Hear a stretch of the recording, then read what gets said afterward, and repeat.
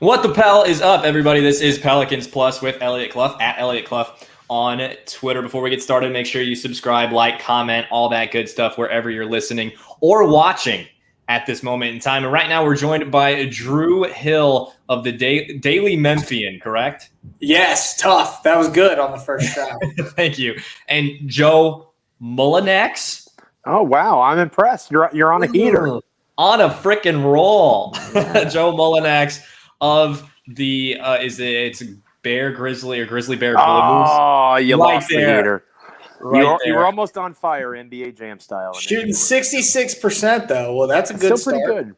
Hey, man, I'll take it. SB Nation's Grizzly Bear Blues. There we go. And host of the Grizzly Bear Blues live SB Nation podcast. So we appreciate both of you coming on. Very short notice. So really appreciate both of you doing that. Before we get started, well, I guess let's get right into it, rather. We are talking a little bit about Jonas Valanciunas tonight, but also about the Grizzlies offseason. We usually talk about when we have people from other teams on, we'll talk about their team first. So we'll do a little bit of that.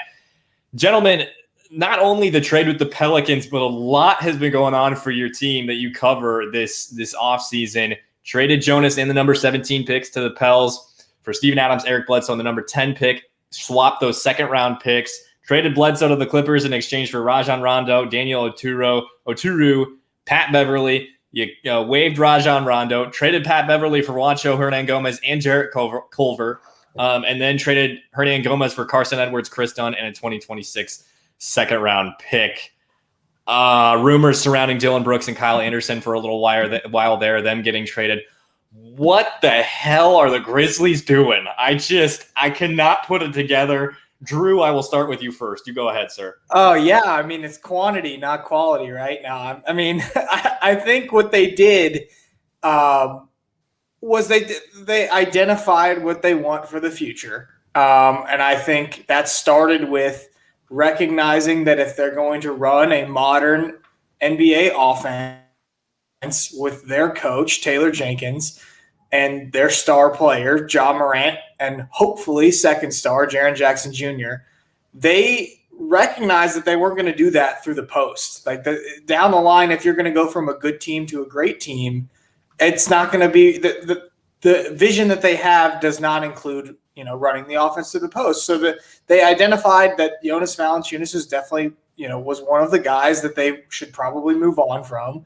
They moved on from him. It'll give them a chance to see Jaren Jackson Jr. as that modern big man that they've always envisioned him being this season. It's going to be a very important season for him if an extension doesn't get done, which it doesn't sound like an extension is going to get done this offseason.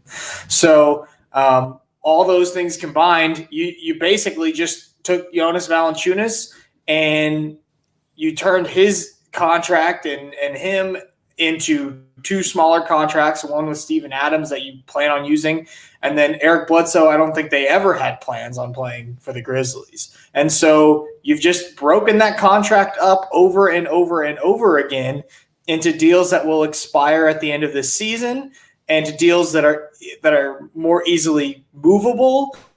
And essentially, if you're the Grizzlies, you're just setting up for a huge offseason next year where you could have potentially 3 first-round picks and a ton of cap space.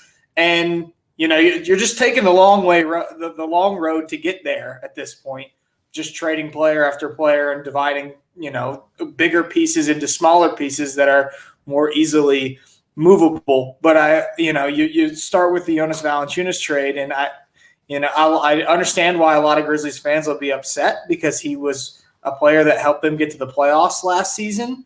He's a player I think will help the Pelicans get to the playoffs this season. But long-term, he didn't really fit in the long-term vision of this team. And so you end up moving on from him. And you're not going to go from good to great in this league, especially if you're the Memphis Grizzlies, without taking risks. This was certainly a very big risk. Joe, where are you at with this offseason? Well, Drew probably knows where I'm going to go because we interact a little bit. I don't necessarily think it's that big of a risk, but I'm not as big of a Jonas Valanciunas fan as other people are. I think that he's exactly right. in that they do not see themselves as a post team. They see themselves with the modern big like Jaren. And I think that Jonas was a wonderful security blanket for a young team. And I think that's important to point out. You had Ja, you had Jaren, you had other young players around him. In case of emergency, break, the Lithuanian glass and let the big man work. And he did some good things. And I don't want to undersell that because Drew is right. I don't think Memphis makes the playoffs without Jonas Valanciunas last season. I also don't think that they necessarily care.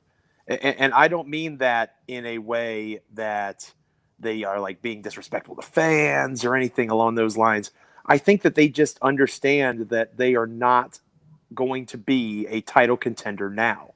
They are interested in being a title contender in the middle of this decade when LeBron James is theoretically gone, when Steph Curry is theoretically washed and making $60 million to be a 37-year-old point guard, when Kawhi Leonard is gone.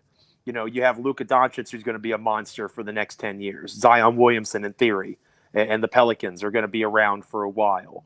But the Grizzlies are not on the same timeline as the Pelicans are. Zion, there's rumbles of him wanting to compete now or else he's going to go to New York and all these rumors that are out there. So there is a little more pressure to compete now. You don't hear that with Ja Morant. You don't hear that with this Grizzlies team. And I think that they are in a different frame of mind in terms of what they want. If the Grizzlies are good and they make the playoffs, they compete, that's fantastic. That's icing on the cake.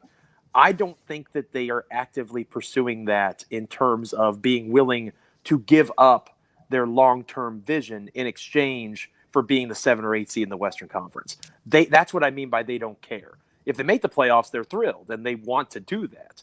But they're not going to sacrifice if they see themselves being able to get Zaire Williams as their home run swing. You can't be mad at a team when they should take a home run swing, and then they take the home run swing. You're like, no, not that home run swing. Like that's the guy, and Drew knows this because he was on the same media call. This is somebody that they've had their eye on for years, not just at Stanford, but beyond Stanford. They've been scouting this kid, and they are high on him. So they know it's a long-term process with Zaire, and they've said that, and they will continue to say that. But I do believe that there's an understanding there among the players, and it is not quite extended to the fan base, but I think it's getting there, that it's not about right now. It's about how good is this team going to be when Ja Morant is 24, 25, 26 years old, in a position to be the best player, in theory, on a championship contending team. And they are positioning themselves in a way so that they can take advantage of those opportunities. That's a delayed gratification response. That is something that we are not very good at in 2021 as a society. No. Sports fans are certainly not good at that. And I do think that them playing the long game, their goodwill that they've earned the last couple of years is going to be tested. But I see the vision, and that has made me, the butt of jokes and the company shill on Twitter at times, which is ironic because if you've followed me long enough, it's actually the exact opposite. I was the hater for years, and now I'm the universal lover. But I just understand what they're trying to do, and I understand that it's not going to happen overnight. You're programmed to think that you need to compete every year and do this and do that. This is like an updated version of the Philadelphia process. They're not actively trying to be bad, but they're not actively trying to be as good as possible either. They're taking the core that they've built, putting pieces around them like Drew outlined. If things work out, that's great. If they don't, they're gone in a year, and they have the opportunity to make big splashes in future transactions in the seasons to come. Elliot, I want to add something real quick. I've got a question for you, and I want to add one more thing to that. Because I saw you roll your eyes when he mentioned the Zion piece and, wanting out and wanting – I will say, from people I have talked to within the Grizzlies, they did get the sense that part of the reason that they made this move is because the Pelicans feel pressure to make the playoffs right now. Like, that's 100%. Like, and that is still – right. Yeah, so I guess my piece is like, I just wonder if what the Pelicans view Jonas Valanciunas as long term versus what the way that the Grizzlies sort of felt about him. Like, is Jonas Valanciunas a long-term piece next to Zion Williamson, or is he a short-term piece that's get them playoffs and then therefore keep this team and this Pelicans core intact? I'm curious what you think in terms of what they were thinking on their side of the trade. What I think it is it's an immediate upgrade. It's the same thing with Devontae Graham offensively, where he's going to add so much more spacing than Eric Bledsoe can even fathom. In terms of Jonas Valanciunas, he's a better fit. He's not a great fit, but he's a better fit with Zion as opposed to Steven Adams. That fit was god awful. I like Steven Adams. I think he's a very good person. He's awesome in media sessions, press conferences. I'm very excited about that for you guys. He's fun. He brings that Australian little flavor. He doesn't mess around. He gets right to his point. But in terms of adding Valanciunas, it's a let's get better right now move. As far as signing him and to an extension and bringing him back, I think Griff is almost terrified of that because that's exactly what they did with Steven Adams. They immediately signed him to an extension and he got ridiculed. And obviously they used it as a trade piece. Now I don't know if they feel like they're comfortable doing that going forward with Valanciunas. I don't know.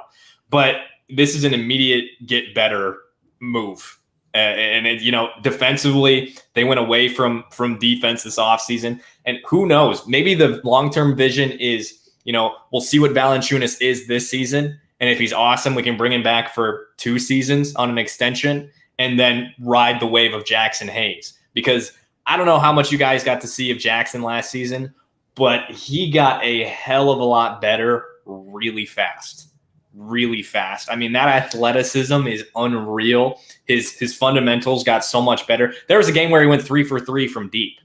Anyway, to get back to Valanciunas, it's not so much that he is going to be great long-term or that he's going to make this team a title contender right now. It's the fact that you have to respect his ability to shoot the ball.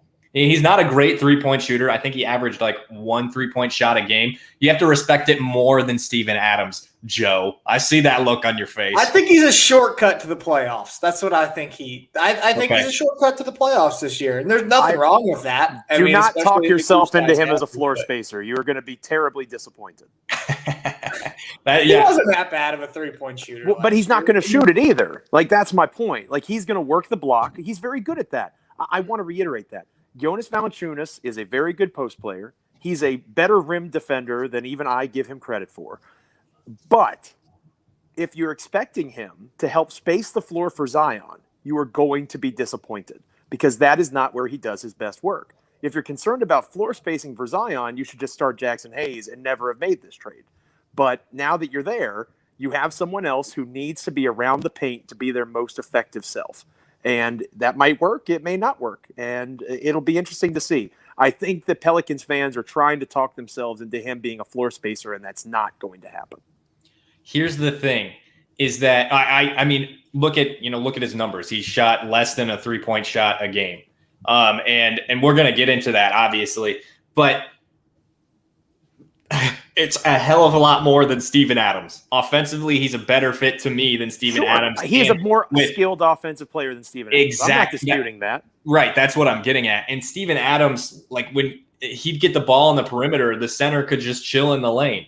Like you can't do that to the same degree with Valanciunas. You have to have a level of respect for his ability to shoot the ball outside of 3 feet from the basket. Is that what he's better at? Is that what he's fundamentally good at? Is that the core of his offense? Sure. But, moving out a little bit more from the rim, it wasn't even a question for Steven Adams. Like, that's not even a possibility. He was running off pin down screens and workout videos this summer on Instagram. That's not going to happen.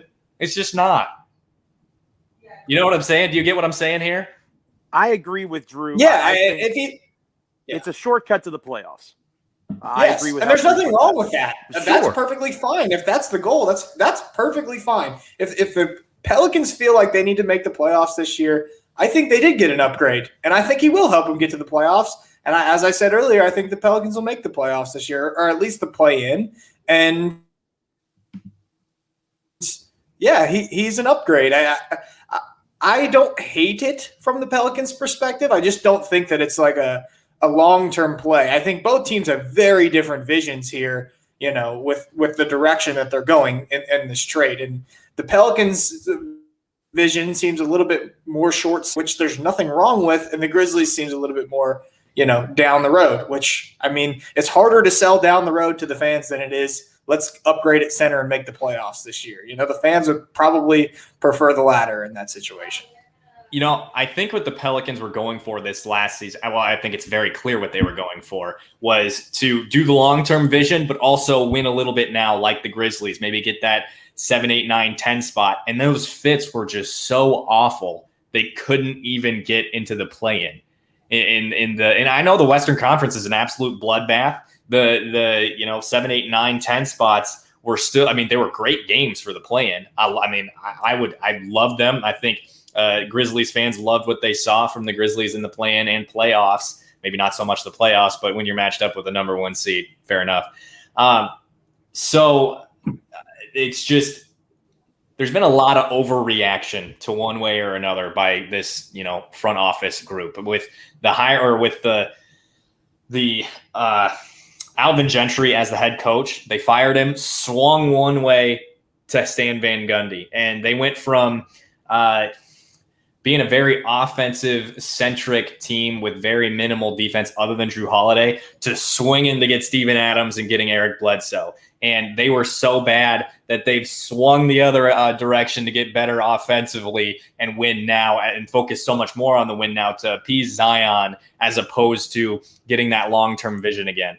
I'm very curious as to where the Grizzlies go from here. Like you said, obviously it's a big future play, but Steven Adams is really good in those moments when he has to guard Nikola Jokic, has to guard Joel Embiid. But other than that, it just was very, very little value that he brought to the Pelicans last season. Joe? I'm okay with that. Again, for me, I need to see Jaren Jackson Jr. be the second best player on the team.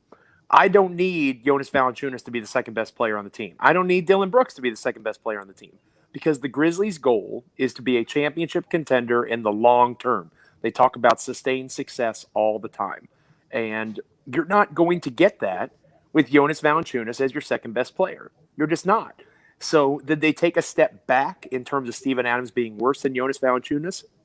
Yes, I think they did, especially offensively. But you just mentioned the defensive side of things. And one of Jaren Jackson Jr.'s biggest weaknesses is foul trouble. So in those moments and defensive possessions where they want someone to eat that contact as a 5, Steven Adams can do that. And they have Xavier Tillman. They have Brandon Clark. They have other guys, Santi Aldama, their 30th overall pick in this draft. They have guys that can eat minutes at that spot if they so choose, if they don't want it to be Steven Adams, and allow for Jaren to have his best opportunity to show if he is worthy of the eventual max contract he's probably going to get paid by the Memphis Grizzlies. And that is their focus. They are trying to make sure that the investment they're about to make is not in vain. And that's important for a market like this, because that's going to take a big chunk of their money. I think we can all agree the Grizzlies are not going to go into the luxury tax anytime soon. So if they're going to invest over $100 million in Jaren Jackson Jr., they need to know that this is somebody that is capable of being that 1B or number 2 to Ja Morant's number 1 on a team that wants to contend for an NBA championship a few years down the road. They need to see that. They have seen flashes of it. They have not seen it consistently. That is not going to exist if Jonas Valanciunas is taking 12 to 14 shots a game. Now those shots are gone. They can be redistributed. The number 1 person who should benefit from that in terms of usage, as long as he can stay healthy, is Jaren Jackson Jr. And in the long view, that's what matters most for this Grizzlies team. Yeah, 2 things that I would add on this trade, like in terms of Steven Adams and what they want from him.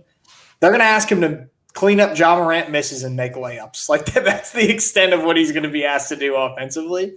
And defensively, they just want him to be a little bit more versatile. I would be pretty surprised if Steven Adams is on the floor at the end of the game for the Grizzlies. Absolutely. They part of the reason that they've made these trades, and they have not been shy about talking about it, They traded away Grayson Allen because they want to see Desmond Bane and DeAnthony Melton play.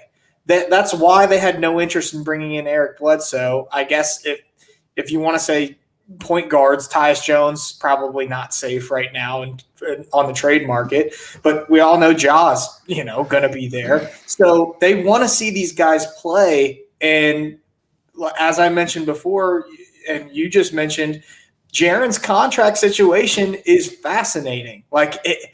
What do you do if you're Jaren Jackson Jr.? If I'm in Jaren Jackson Jr.'s shoes, you have a choice whether or not you want to bet on yourself that you are that modern center of the future and stay healthy for a whole season, which is a pretty big ask, it feels like, or if you want to settle now. And to me, it doesn't seem like the Grizzlies have any interest in giving him that max deal. Otherwise, why wouldn't it have happened already? Yeah, it would have already occurred. Right. So if the Grizzlies aren't going to give him a max deal, they're going to ask him to show what he can do. And how can he show what he can do with Jonas Valanciunas on the floor? He just can't. He can't prove that he's fit for that role if he's sharing all that time.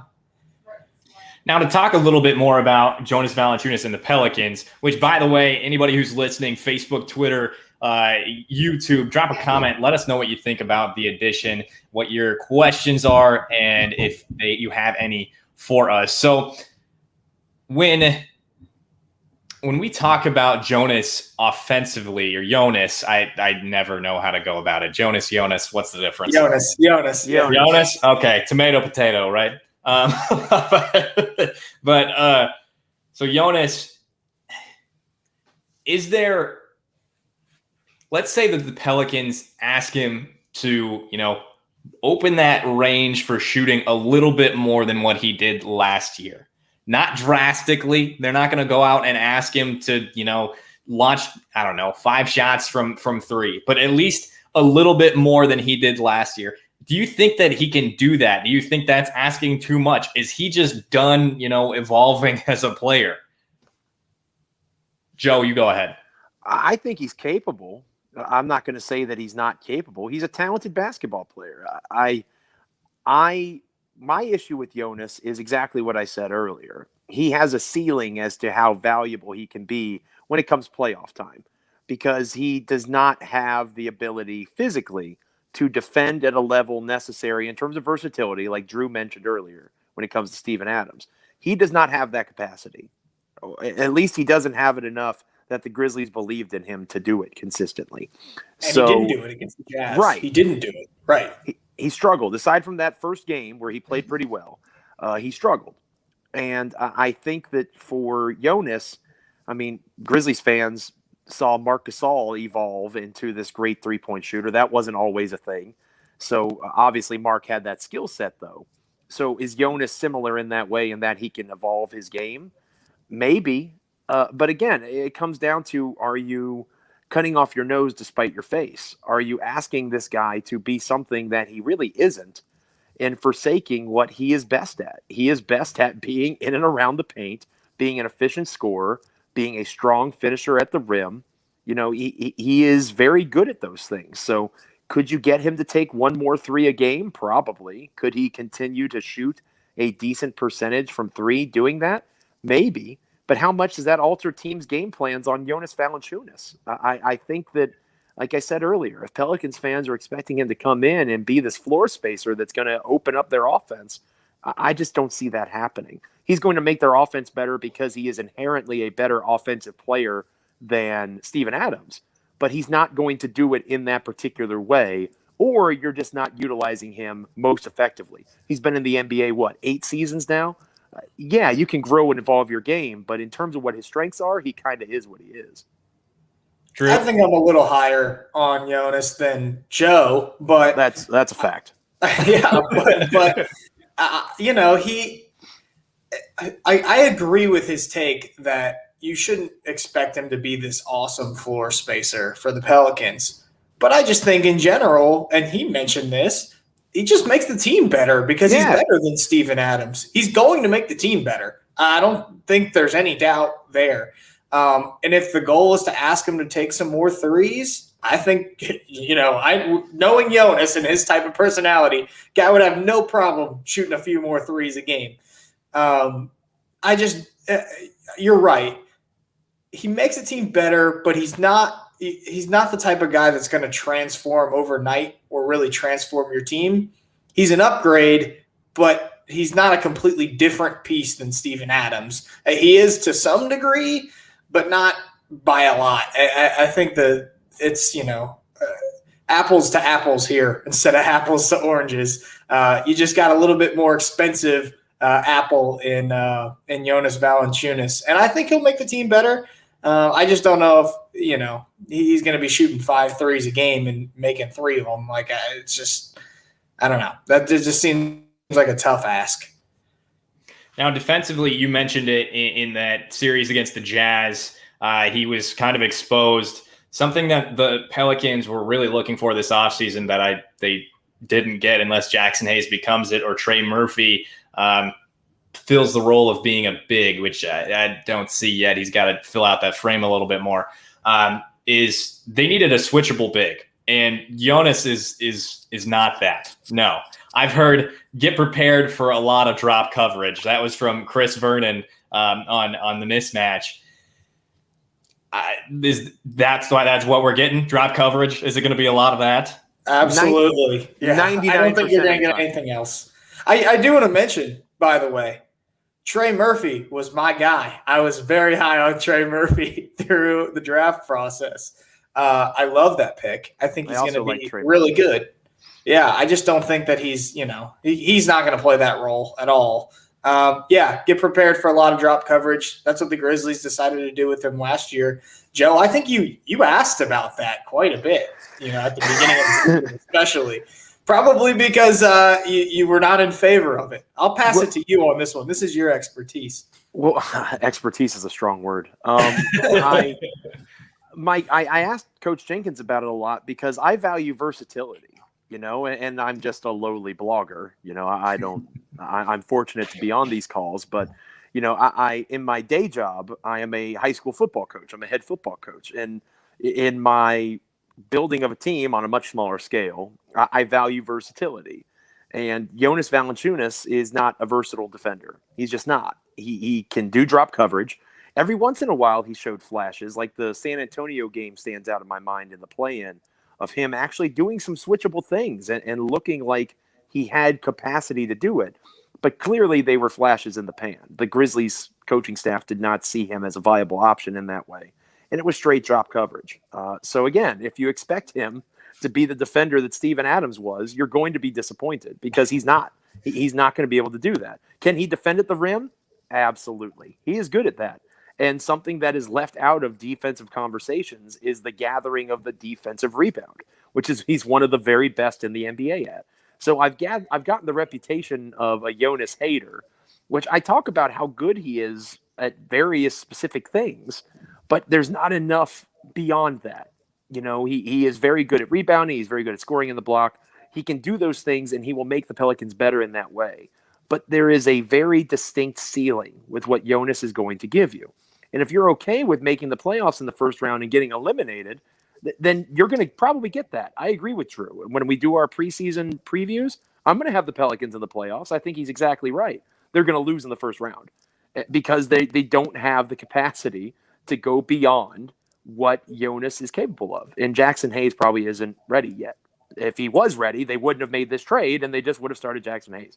So I think that's the conversation. Maybe Memphis and New Orleans trade spots for this year, and we can have a conversation down the road whether or not it was worth it for both teams.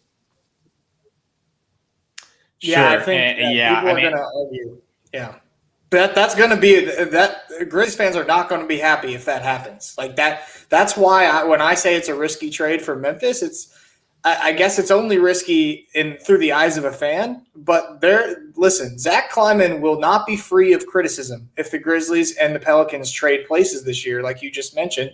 I think there's a high probability that could happen. I don't think Zach Kleiman will care in the end, but I do think he is going to receive a lot of criticism if that does indeed end up being the case. There are few people in the NBA that have better job security than Zach Kleiman. I can tell you that right now. True. Yeah. All right. Well, I do have one more question for you, Joe. I know you said you'd probably have to run around half an hour. If you want to stick around for the one question, yeah, I can stick around for the one question. Awesome. So, being that the Pelicans made those 2 moves for Steven Adams last season, as well as Eric Bledsoe, there was this expectation of veteran leadership from these guys. That's what the fan base wanted. As to the front office and the coaching staff, it appeared as such as well. It didn't really get it. There was, and you can blame a lot of things for the leadership issues that the Pelicans had last year.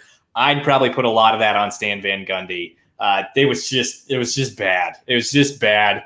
And something that we have talked about on this podcast is adding veterans that have actually been in a leadership role. Like it's happened. It's tangible. We can see it. We talked about Devontae Graham last week, how he's actually been a leader before. And I've seen a little bit about Jonas. Did he step into a role of leadership with the Grizzlies, and how effective was he or not effective was he? Joe, I'll start with you. I think that with Jonas, and Drew can speak to this probably even better than me because he's around the team more consistently there in Memphis. I think that he was, but not to the extent. Again, it's kind of like the whole tone of this conversation. He is, but not quite as much as maybe you'd expect.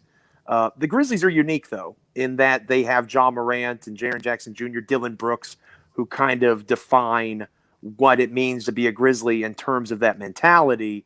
And they're younger than Jonas, right? They are guys that are not necessarily as veteran in terms of that development and that style of leadership.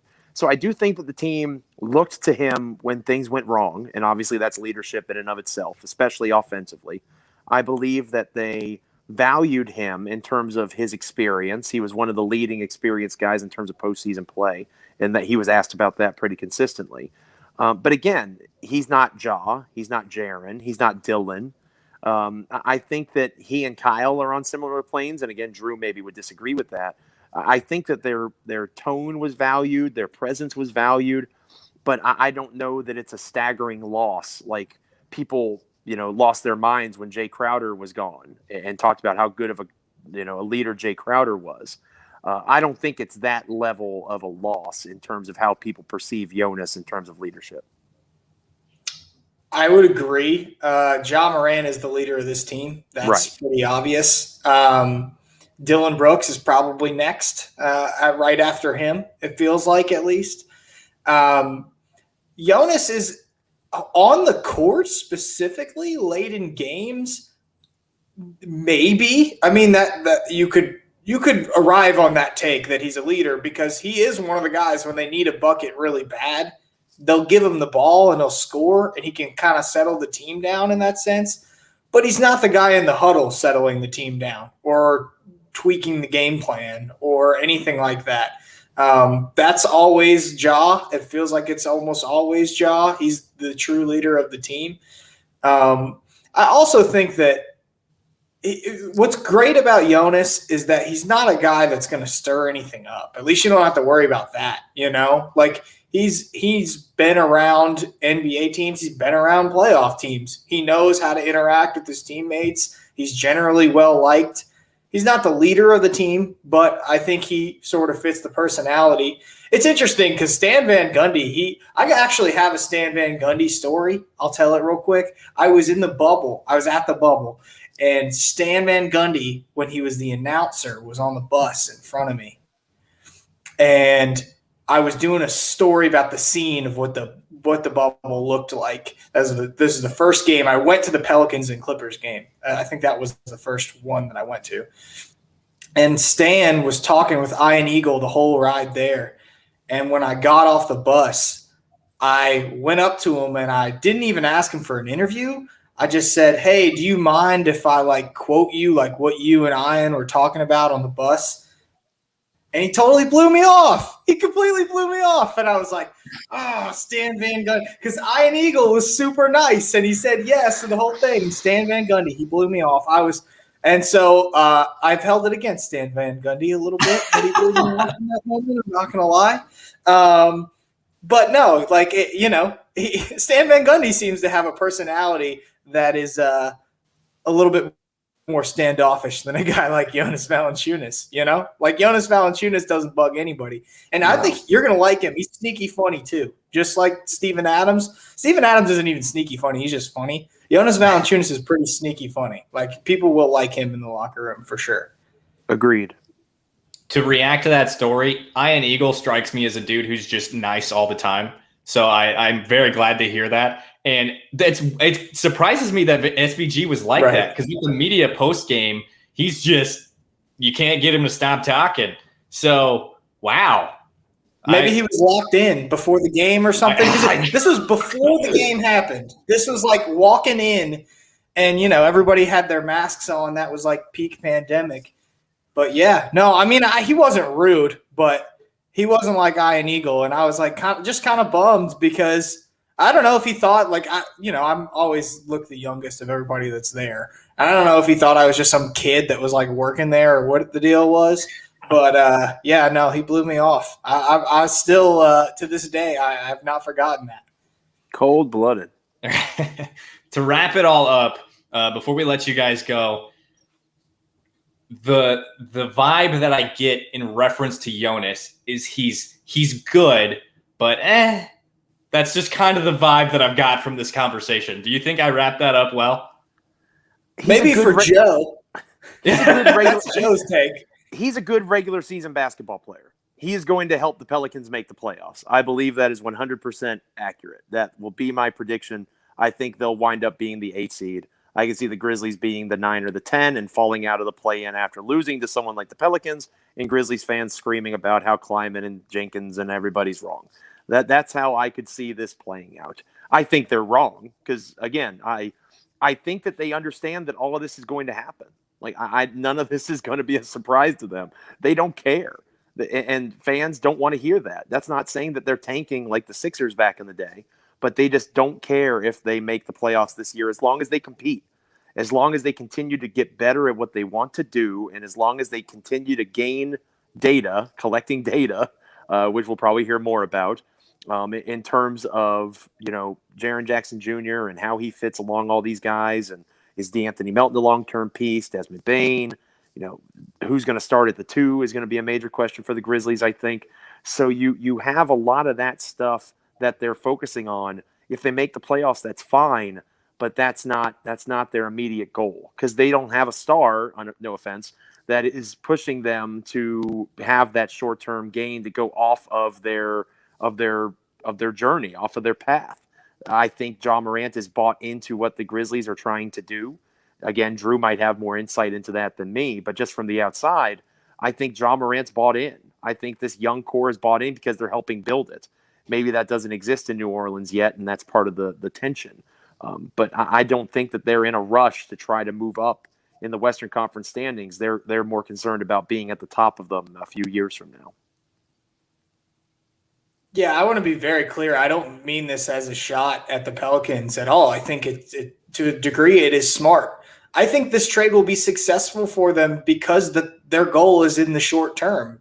Correct. I don't, as I asked you earlier, I just don't see the vision long term for Jonas Valanciunas on the Pelicans. Maybe the Pelicans don't either. But if the Pelicans somehow use Jonas Valanciunas in a way that gets them to the playoffs this year and satisfies their star player, I think that's a win. That's a successful trade for the New Orleans Pelicans, and they should be happy with it if it works out that way. And if it ends after a year and Zion's still there and they end up making a different move for somebody who might be a better fit and Zion's happy, then the trade worked perfectly. And perhaps that's how it will work out. And as Joe mentioned, the Grizzlies fans won't like that. And I do think, you mentioned the differences between Ja Morant and Zion. I don't have close connections to Zion, so I don't know anything about that situation other than, what's floated. And the Grizzlies, I get the sense they're not making these decisions without cluing in Ja Morant on what's happening. That doesn't mean Ja Morant is running this basketball team. That would be crazy. I don't think they want a Damian Lillard type situation here in Memphis. But I think he's well aware of this blueprint that the Grizzlies have laid, and he is satisfied at least with what that vision is. And so this trade could honestly end up being successful for both teams. It could also be a failure. If the Pelicans don't make the playoffs this year after making this trade, you gave up a top 10 pick for this guy. If you don't make the playoffs, I would say it's probably a failure. If Zaire Williams doesn't pan out, or the Grizzlies aren't able to, use any of these expiring deals to land somebody much bigger either next summer or further down the line, or use these future draft picks, it could also be a failure for the Grizzlies because they made this trade with a long-term goal, and if that long-term goal never gets accomplished, then I guess you could say you would, in hindsight, rather have had the playoff runs that Jonas Valanciunas would have gotten you to. But that's a risk that they have to take, and I think it's a move that the Pelicans, frankly, needed to make. And so, yeah, it could turn out to be successful for both teams. It's funny how everybody always wants to say who won the trade and who got the better side. And truth is, these two teams are looking for something that's totally different in this trade. And, they both might end up getting it in the long term. Well, gentlemen, who knew we could talk about Jonas Valanciunas for 41 minutes? But we did it. Not me. Not me. We did Anytime Joe and I are in a room, we could talk we're talkers. We could talk for a while. That is true. That was great, guys. I really appreciate you stopping by. Once again, Joe Mullinax of oh my gosh, I just had it. Give me 1 second. The Grizzly Bear Blues and Drew Hill of the Daily Memphian. He is Joe Mullinax on Twitter and Drew Hill _DM. So go follow them before you go. This episode is brought to you by Hornitos. Hornitos, the official tequila of Pelicans Plus and Boot Crew Media. Make sure you subscribe or follow depending on where you're listening. Leave a rate and review if you're listening on Apple Podcasts. Subscribe, drop a comment, drop a comment, etc. on YouTube as well. Once again, Drew Hill of the Daily Memphian and Joe Mullinax of the Grizzly Bear Blues. Yes. I didn't even look that time. I got it. You're getting better. I appreciate that. Thanks again, guys. Once again, I am Elliot Clough at Elliot Clough on Twitter, and this was Pelicans Plus.